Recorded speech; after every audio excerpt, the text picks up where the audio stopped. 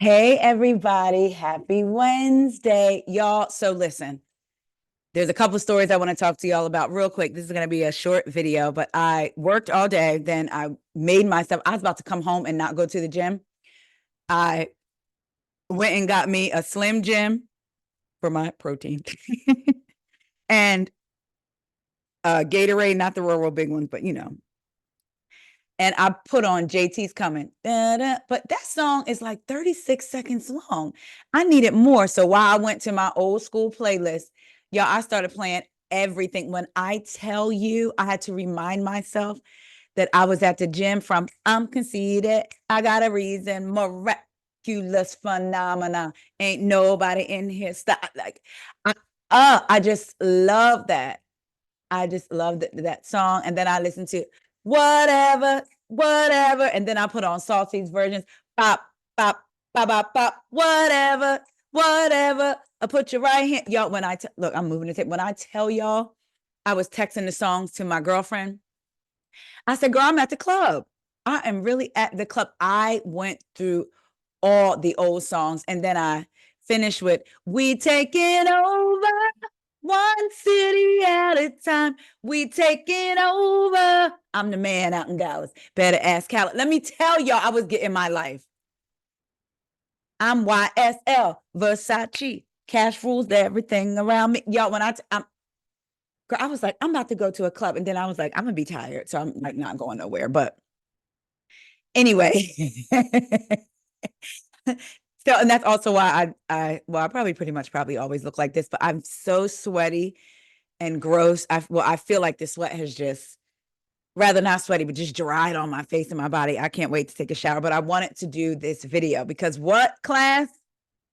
I am conceited. I got a reason. No, I'm just joking. Discipline, consistency, right? That's what we are doing. Discipline and consistency. And hold on one second. I need to hold on, y'all. Hold on, hold on, hold on. Because hold on.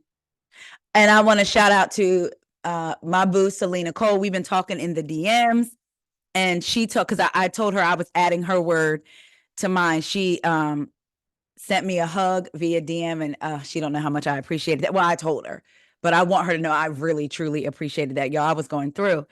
But she said her word for the month is active. So like it's not just about, okay, I'm planning on doing this, or I'm planning, or I'm going to be disciplined. I'm actually going to get active. So I was like, you know what? Yes, I'm going to be disciplined, consistent, and active. Active with my content, acting with my exercise, like taking a more active role. And for me, not just putting out the content, but seeking out opportunities, not just praying about them and telling the Lord what I want, but also putting more work behind getting even more opportunities. So shout out to Selena. That has really stuck with me. Discipline, consistency, and action. So, all right, y'all, let's get into this stuff. So first up, y'all remember old girl from the Real Housewives of Atlanta, the cookie lady, and when I will never say the name Paul the same. Paul. When she had told Kenya and Cynthia, I believe that Tanya's then man, I can't even do it like her. The way she did it, just Paul tried to get with her. Well, her establishment is closing. So this is according, oh, Jesus. Come on.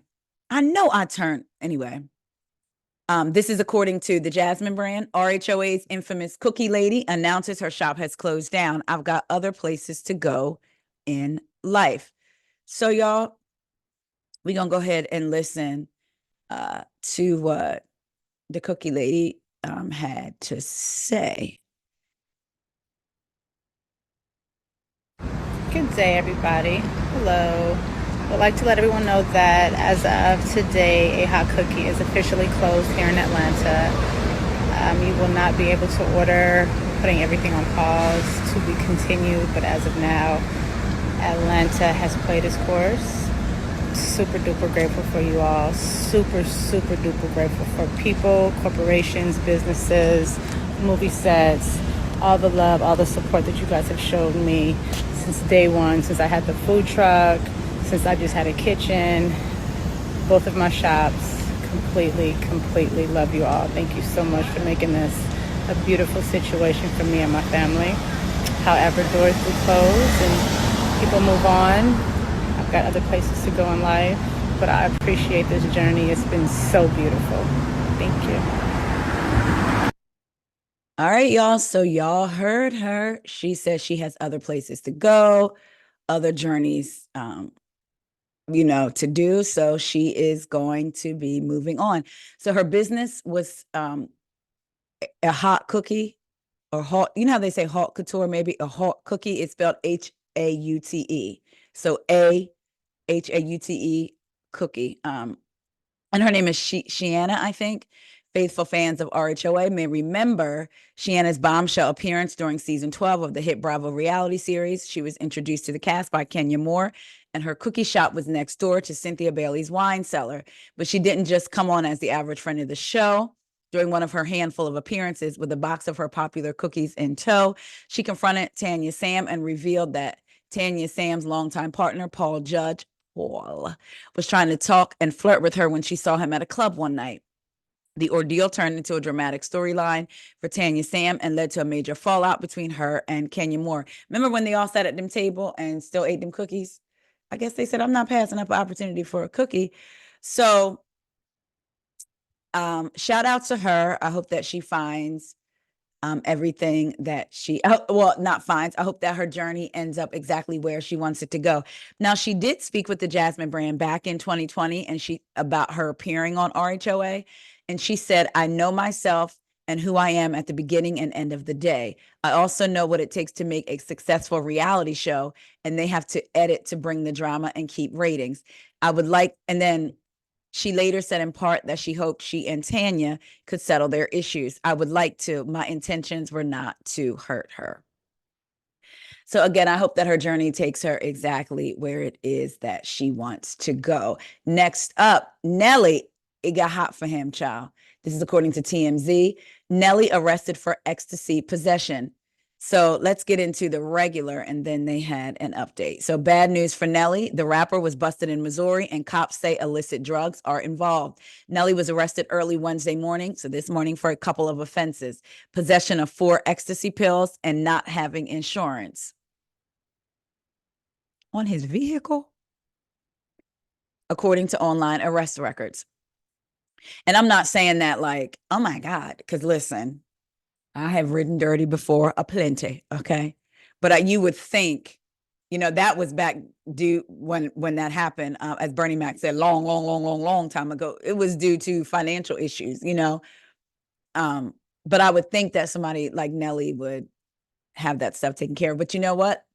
What I'm hearing people say more and more is just because they're celebrities doesn't mean they're rich. Now, he did sell half of his masters, right, for $50 million.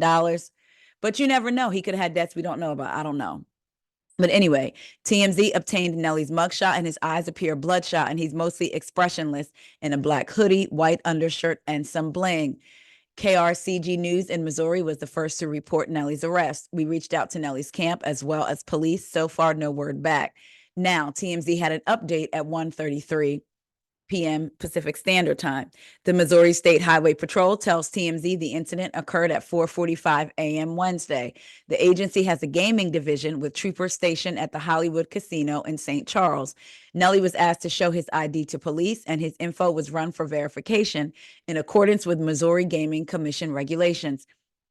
Police found Nelly had an active warrant for no insurance from a previous traffic stop conducted by Maryland Heights Police. Nelly was arrested for the active warrant and was searched. That's when 4 ecstasy pills were found on his person, according to the Highway Patrol. Nelly was booked for felony drug possession on a warrant for no vehicle insurance. Maybe he has insurance now, and maybe just didn't pay the ticket for having no insurance before. Who knows? But Lord, Nelly, didn't you just have a baby? Because they say the baby's here. Y'all remember that performance he did like months ago where he just looked like he wasn't blinking, wasn't moving? And people were speculating that maybe something was going on, like he was on something. I don't know. Who was the ecstasy pills for him? Who were they for? Anyway, we will continue to update. I'm saying we, like I got a whole news team. Me and my team will continue to update you as we get more information for this story. Moving on, let's talk about Kanye West. This is according to the Jasmine brand as well. Kanye's ex-chief of staff claims rapper is addicted to laughing gas. I'm just pausing. Another interesting allegation has surfaced against Kanye West. According to a legal affidavit, the rapper's former chief of staff, Milo Yiannopoulos, who left his position in May, has accused Kanye West's dentist of abusing his position in the medical field by supplying the celebs with nitrous oxide, aka laughing gas or happy crack. Milo alleged that the dentist, Thomas P. Connolly, was aware of Kanye West's psychological vulnerabilities, but still sought to exploit them. The legal paperwork said that for more than $50,000 per month. Say that again. The legal paperwork said that for more than $50,000 per month, Connolly would supply enormous quantities of nitrous gas to a wealthy, famous patient for explicitly recreational use. Allegedly, some members of the Yeezy staff grew concerned over Kanye's growing dependency on the gas, as he seemed to be in and out of the inhaler mask on a near constant basis. Nitrous oxide reportedly causes feelings of euphoria. However, the downside of prolonged use of the gas can cause reactions strikingly similar to Kanye's bipolar diagnosis, such as erratic behavior, mood swings, paranoia, and violence, according to the affidavit. It's also said that as Kanye continued to use the drug, his communications became incomprehensible and contradictory. Milo Yiannopoulos' affidavit was in connection to the complaint he filed with the California Dental Board, accusing Connolly of reckless, unethical, dishonest, explorative, and upon information and belief, illegal conduct. The businessman claimed his fight against Connolly was motivated by urgent concern for Kanye. Milo said in the affidavit that he felt federal law enforcement should be dispatched to deal with the allegations against Connolly and his license should be suspended. That is wild. Over $50,000 a month spent on that. And it's interesting that they said becoming basically like having a dependency on it and prolonged, or rather not dependency, but prolonged use can cause reactions strikingly similar to Kanye's bipolar diagnosis, again, such as erratic behavior, mood swings, paranoia, and violence. You know, it's a scary place when you feel like these people who have taken oaths and they're supposed to be ethical. I mean, we know that this happens, but when I hear it, I'm still like, wow, you know, the dangers of overprescribing or someone's prolonged use of it, and yet you still subscribe it to them for the money. So I'm wondering what's going to happen with this. Hey, listen, if it's the truth, good on his ex-chief of staff for caring enough to be like, this is not good. This is something that could harm him in the long run, and it needs to be stopped. Again, if this is true, good on him for doing it, I say. Y'all let me know what y'all think. All right, this is according to Page 6. Gabby Douglas says she's tired of constantly being bullied by gymnastics fans who compare her to Simone Biles. A TikToker recently posted a video discussing how she didn't like how people dropped Douglas like a bad habit when Biles became the face of gymnastics. Gabby Douglas used to be the greatest Olympic gymnast, and then here comes Simone Biles, the TikToker said. Nobody cares about Gabby Douglas anymore. When was the last time you thought about Gabby Douglas? I think about her all the time. However, it seemed like the 28-year-old didn't mind being forgotten as she took to the comment section of the video to respond to the comparison on Tuesday. Gabby said, "That's okay. Constantly being bullied is very tiring and wearing on me. I just want to live my life and be at peace." Excuse me, y'all, with the black heart. And she said, the black heart emoji. And then she said, "Thanks for the love. Definitely needed in this world, X." Douglas made history at the 2012 Olympic Games in London, becoming the first Black gymnast to win an Olympic title. That is crazy. Yo, that is crazy. 2012. She also became the first American to win all around and team golds at the same games, per the Olympics website. Douglas was notably missing from the 2024 Olympic Games, which kicked off July 26 in Paris. In June, the three-time Olympic gold medalist announced on Instagram that she would be ending her journey to the Olympics due to a foot injury. This may be the end of this chapter, but not the end of my gymnastics story, she wrote alongside a black and white photo of herself in the air. Thank you for all being with me on this journey and lifting me up on my lowest days. I love you all so much. Meanwhile, Biles dominated the 2024 Olympics, winning 3 gold medals and 1 silver one. With those wins, the athlete became the most decorated American gymnast of all time, now with 11 total Olympic medals, including 7 gold. She also became the oldest American gymnast to win a gold medal at 27. I know that's right, Simone. Simone previously spoke about how seeing Gabby take home the gold in 2012 inspired her to be the best she could be. Growing up, I didn't see very many Black gymnasts.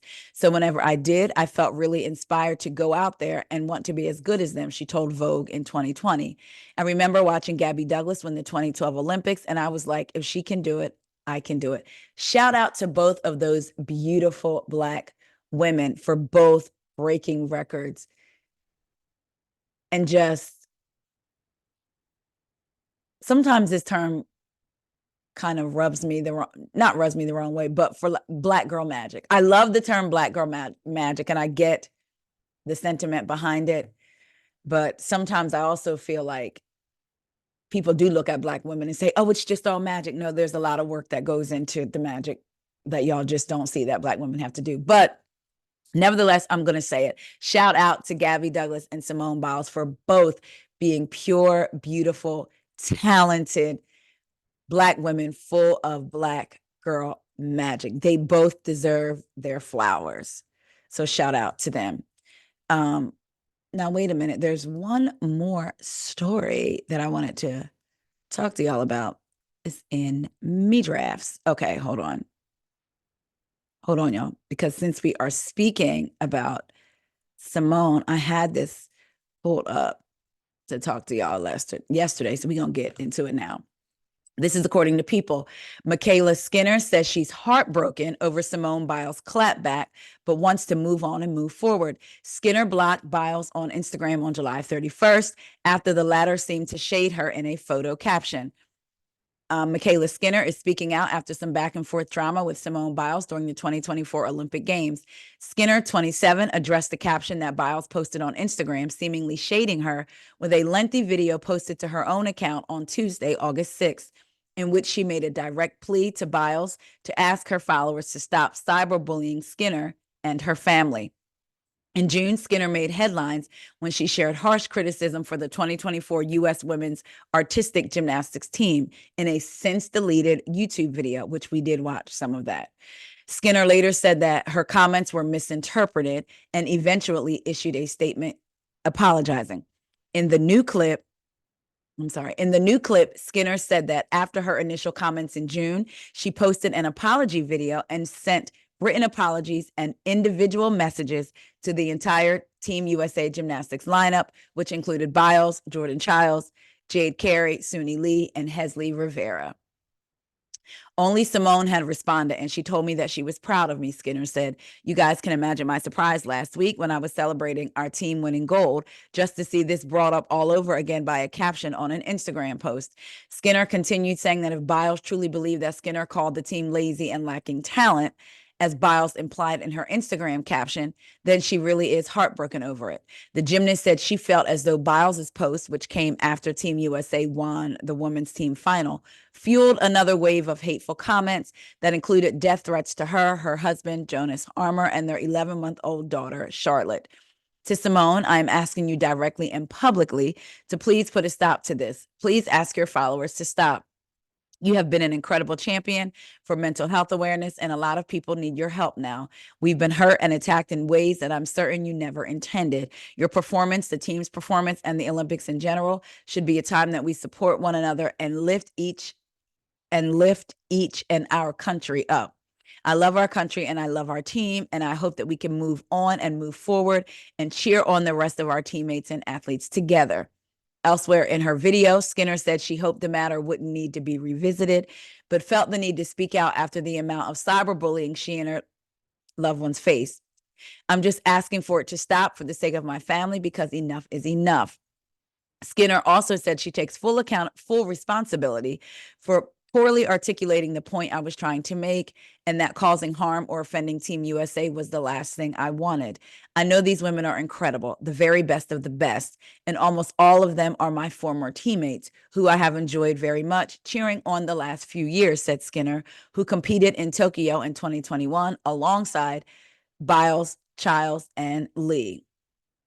In her first apology statement, Skinner said, "It was not my intention to offend or disrespect any of the athletes or take away from their hard work." So listen, she did talk about the ladies and basically say it was a little bit easier for them. They didn't have to work as hard because their coaches are not allowed to be as, and I'm paraphrasing, but basically as in their face and hard on them as they used to be able to. So, and in her other video that she deleted, she literally said, with the exception of Simone, and then went to call out the other ladies. Simone then claps back by posting a picture of the team in their gold and saying what she said, what lazy lack of talent. We know what she posted on her in her Instagram caption. So I will say this. How they say two things can be true. One of my least favorite sayings, but the reality is two things can be true. Simone clapped back after McKayla said what she said. McKayla deleted the video. McKayla said she reached out and apologized. She said that before. Now she's saying it again. And then Simone showed that McKayla blocked her. And I was going to say McKayla could have reached out to Simone directly if she hadn't blocked her and asked her to call off her fans. But instead, she has decided to publicly ask Simone. So we know what comes with that, right? When you do that and ask somebody publicly, you're going to have people from all sides. Simone defenders, people saying, well, you shouldn't have talked about the team. People saying, and people turning on Simone saying, you did this. These are your fans. You should be stepping up. We're going to see it from all sides. I'll say there is no excuse for sending death threats and hate to someone. Y'all don't know that woman. The people that, not y'all, but the people who did this don't know that woman. And I think that is just disgusting, because you didn't like what she said and that she blocked Simone.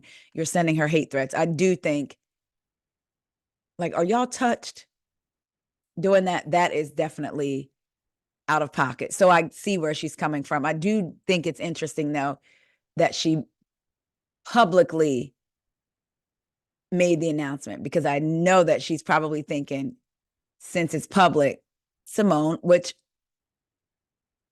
I get, is probably going to come forward and ask the people to stop. But we'll see. We don't know. Maybe Simone is like, girl, we were done once you blocked me. I don't have nothing to do with what other people do to you. That's been a thing in reality TV. On, let's take Love and Marriage Huntsville, for example.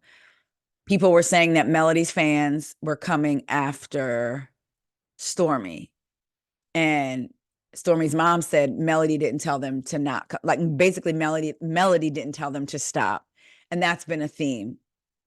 Some of the Melometers come after some of the castmates, and Melody is not telling them to stop.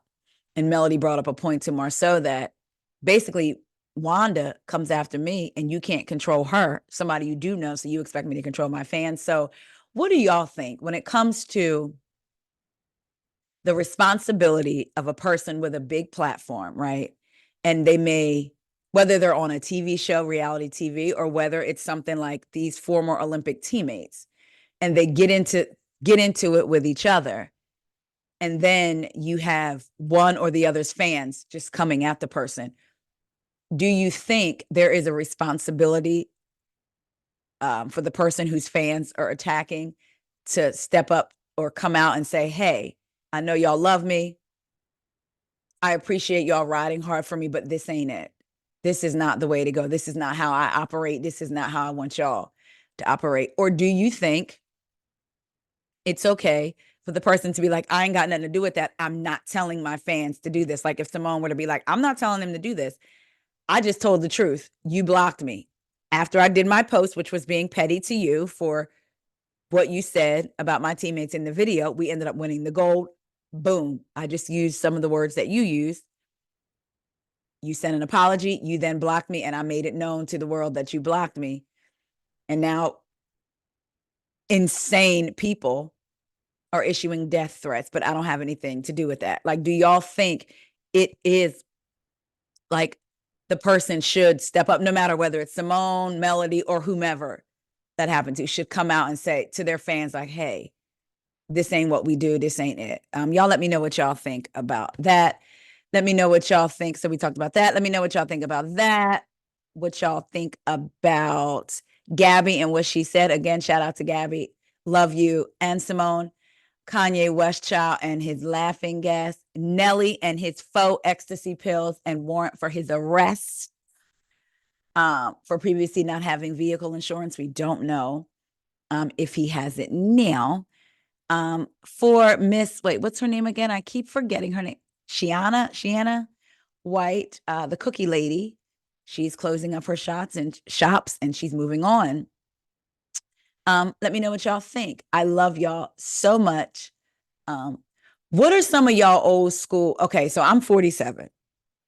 So those of y'all like around my age, well, I don't want to discriminate, around my age or even older or even younger that listen to like not old school, but you know what I mean, in that era, rap, R&B, all that stuff. What is like some of your favorite songs from back in the day that you used to love and maybe even have on your phone now? Like, y'all, if I read y'all my playlist, y'all will be like, I think it just shows kind of like all sides of my personality. I love my playlist. I'm about to go take a shower and play Breathe, Stretch, Shake, Let It Go. Breathe, shake, let it go from Mr. Mason Betha. All right, y'all. I love y'all so much. Thank you again for supporting. Please make sure to like, subscribe. I was going to say rate it, but that's the podcast. But you can actually do that. Go over to where your apps are found. Lord, go over to your podcast app and subscribe or follow the podcast. I'm going to be doing the Real Housewives of Dubai review, and that is going to come out in a podcast episode on Friday. Some of y'all have told me y'all want me to do the Jersey review, and I'll say this last thing. It is so hard for me to watch people that I have really strong opinions about, because I don't want to be, I do want to remain fair, right? So let's just say, for instance, with Jersey, I used to be a fan of Teresa. I'm no longer a fan. I also want to make sure that if she's right about something, or if I agree with something that she did, I want to say it, right? And not just be so because of my dislike for her. Or not dislike for her, but because I'm not a fan of hers. I'll say that because really I don't know her. But the problem comes in when you don't feel like in your eyes that there's anything you do agree with that they do. But there was some things this season that I did agree with, and I spoke about those things. But also there are people, and even though I just said we don't know these people, there's some people that you watch on TV and for whatever reason they turn your stomach. And Jen Aiden does that for me, y'all. And so I don't like watching people that turn my stomach. Like, you know how people say, oh, I hate watch this, or I hate follow somebody. If you make me feel like, ugh, I'm unfollowing and I'm not watching, because I don't like to experience that emotion. Right. So I don't know if that's avoidance. I don't necessarily think that's avoidance. I think that's protecting my peace, whether on TV, in real life, what have you. So, but I'm going to try to review it. I definitely will. I was going to ask y'all who y'all think should move forward if they were to reboot Jersey. But don't answer that. I'm going to ask y'all if I do the recap. But if I don't do the recap, I will, a full recap, I will touch on some things. And then I'm going to ask y'all then. So don't tell me yet. All right, y'all. Again, I love y'all so much. Thank you for just rocking with me. Thank y'all for encouraging me to continue doing this.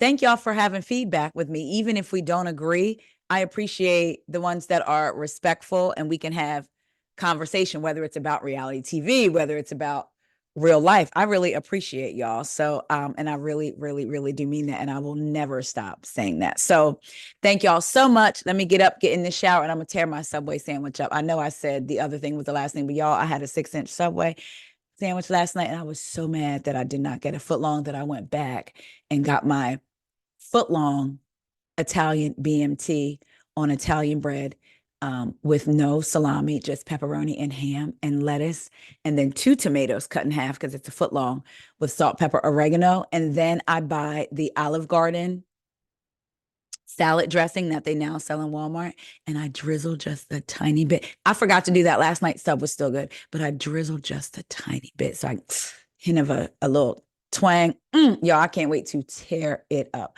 All right, y'all, for real, I'm going now. I love y'all so much, and I will talk to y'all later. See ya.